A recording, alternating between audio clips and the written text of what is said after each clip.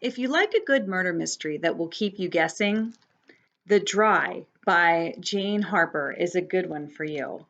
The Dry takes place in Australia, and the main character's name is Aaron Falk. He's a grown man who left his childhood hometown because his childhood hometown is kind of creepy. There's a lot of angry, unpredictable type characters there. And when he was a teenager, he was accused of murdering his girlfriend. And so a lot of vigilantes in town got very angry and drove him out. They made his life so miserable, he and his family had to leave town. Flash forward several years, and he becomes a grown man and a private investigator. And his best friend from childhood dies mysteriously.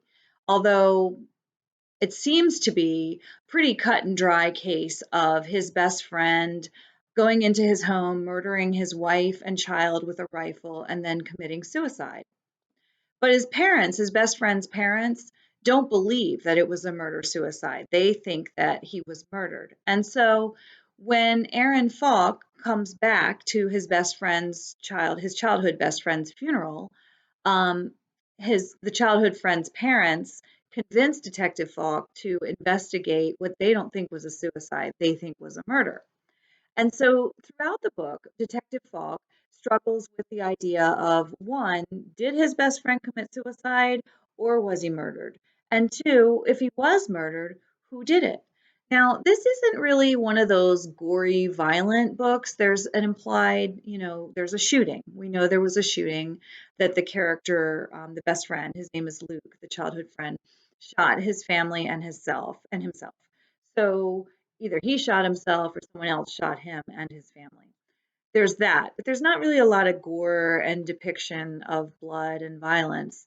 So I like that about a good murder mystery. And then the other thing is there's not a lot of action. There's not a lot of this happens and that happens and this happens and that. You don't have to keep up with a lot of action. It's really more an unfolding of a story, and you get to meet various characters, and there's flashbacks to Detective Falk's childhood, and then scenes from his current investigation where he's trying to find out, did his friend commit suicide or was he murdered? So I'll read you a passage from The Dry by Jane Harper, and it's in the beginning of the book where Detective Falk is talking to the police officer investigating what has been dismissed as a homicide ending in suicide. But the detective investigating this case also doesn't think that it was a suicide. He also suspects murder. So Falk and the detective's name is Rocco. Rocco, the local detective investigating this, sort of joins with Falk. They sort of join forces and investigate to try and find out, did Falk's childhood friend Luke commit suicide or was he murdered? And while all that's taking place, there's a lot of angry vigilantes in the city that are trying to get rid of Falk because of the rumors from his teenage years that he killed his girlfriend. So I'll read you this passage. This is where Detective Rocco, the local officer, and investigator Falk are reviewing the crime scene video. There was a camera on the property because he owned a farm. So it was like a security camera, and they're reviewing the footage. So they see a car or a truck, really, and Rocco is talking to Detective Falk, and he says, Luke's, Rocco said. The image on screen was completely static, although the footage was still rolling.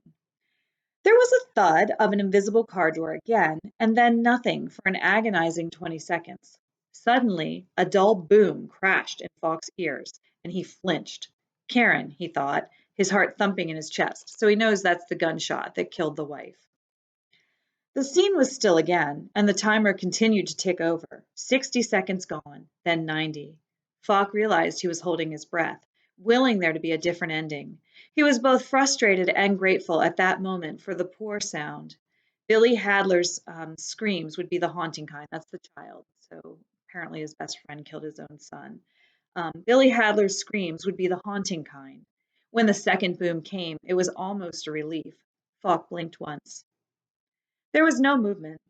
Then 3 minutes and 47 seconds after the vehicle had first appeared, it rattled through the corner of the screen.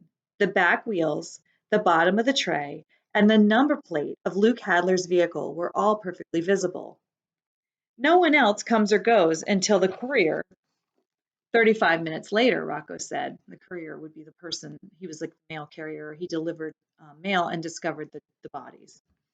Rocco said. Falk handed the tablet back to him. He could still hear the muffled booms ringing in his ears. You seriously think there's a doubt after seeing that? Falk said. It is Luke's truck, but you can't see who's driving it, Rocco said. Plus the other stuff, the ammunition, killing Karen on her doorstep, the search in Billy's room. Falk stared at him. I don't get it. Why are you so convinced it wasn't Luke? You didn't even know him. Rocco shrugged. I found the kids, he said. I had to see what Billy Hadler looked like after some monster killed him, and I'll never be able to unsee that. I want to make sure the right thing's done by him. I know it seems crazy, and look, odds are Luke probably did it. I admit that. But if there's a tiny chance that someone else has done this and got away with it, Rocco shook his head and took a long drink. You know, I look at Luke Hadler, and on the surface, he had it all. Great wife, 2 kids, decent enough farm, respect in his community. Why would a man like that turn around one day and destroy his family? It makes no sense. I just can't understand how someone like him could do something like that. Falk rubbed his hand over his mouth and his chin. It felt gritty. He needed a shave. Luke lied. You lied, he's thinking. Rocco, he said, there's something about Luke you need to know. So, if you're interested in a murder mystery that doesn't have a lot of gore, but does have a lot of rich character development and the unfolding of 2 parallel plots, I would recommend this book. I enjoyed it.